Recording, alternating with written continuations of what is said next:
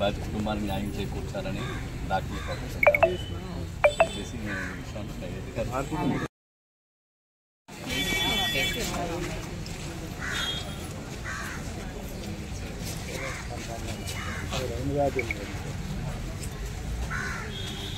వచ్చిందా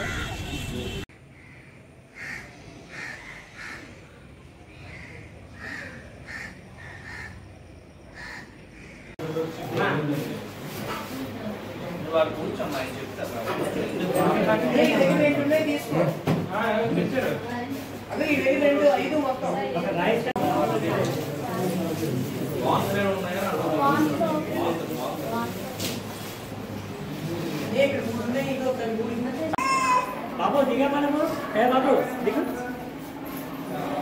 ఎవరు చెప్తామన్నా అలాగా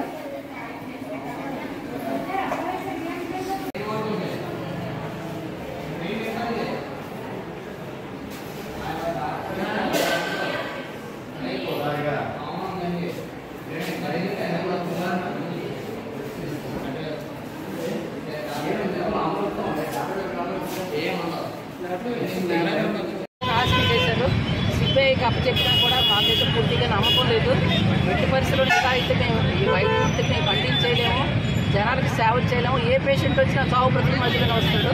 కానీ ఆ రిస్క్ పరిస్థితూనే కనీసం అమ్మాయిని చూడకుండా అంతమంది అత్యాచారం చేసి 2-3 అత్యాచారం చేసి ఇలా చంపేస్తే మాకే కనీసం బాధ్యత రక్షణ లేకపోతే ఇంకా జనాలు మేమే రక్షిస్తాం. ఇది చాలా బాధాకరమైన విషయం. మేము ఇది ఇలా ఈరోజు స్ట్రైక్ చేయడం కారణం ఏంటంటే ఇది జనాల్లో ప్రతి ఒక్కరికి తెలియాలి. అంటే ఎవరో పోలీసులకో ఆఫీసులకో సీఎంకో పిఎంకో తెలిస్తే కాదు, ప్రతి మనిషికి తెలియాలి. మేము అందరం అంటే వేరే వాళ్ళం కాదు, ఈ సమాజంలో పుట్టిన సాధారణ కుటుంబంలో వచ్చిన వాళ్ళమే. మమ్మల్ని ఏదో చంపేస్తే మాత్రం మిమ్మల్ని ఎలా మేము బతికిస్తాం? ఒకే ఒక పాయింట్ నేను అడుగుతాను, మిమ్మల్ని బతికించాలంటే మమ్మల్ని చంపేయాలా? మీరు ఒకే ఒక మాట చెప్పండి. మీరు మనుషుల్లో వచ్చిన ఈ మార్పులు మాత్రం చాలా ప్రమాదకరంగా ఉంది. ప్రతి పిల్లడు కూడా అంత దుర్మార్గుడు కూడా ఒక తల్లి పిల్లడే.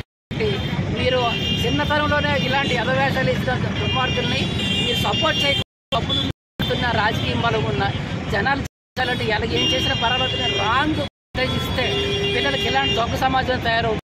ఈరోజు మమ్మల్ని మనుషులు చంపడం దీన్ని చాలా బాగా ప్రతి ఒక్కరు కూడా మనస్తాపం. ఇంట్లోని పిల్లలు చనిపోతే ఒక 10 సంవత్సరాల అమ్మాయి ఇంట్లో అమ్మాయి చనిపోతే కుటుంబం అవుతుంది. ఆవిడ బ్రతుకుంటే కొన్ని 100 వేల రక్షించే మంచి డాక్టర్ని చంపిస్తారు. ఒక ఆడపిల్లని ఈ రోజుకు కూడా ఉంది. జనాలకు పెట్టాలని మాకు లేదు కాబట్టి ఇలా